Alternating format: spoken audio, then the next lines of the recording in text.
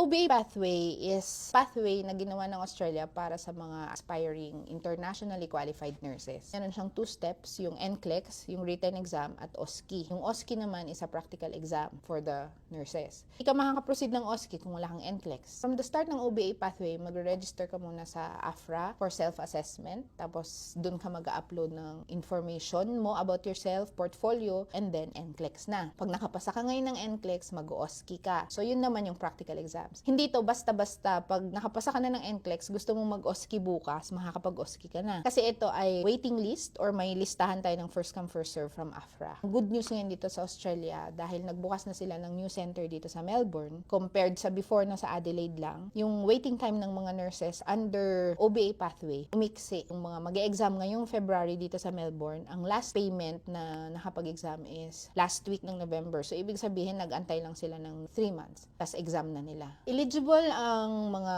nurses na registered sa atin sa Philippines regardless kung may experience sila or wala. Kahit ikaw ay nagbabalik loob na nurse, kasi madaming nurses ang umalis sa bedside. Ito yung mga nagpunta sa BPO, mga naging entrepreneurs, yung mga iba na ang ginagawa nila na gusto nilang magbalik loob ng nursing. Pwede.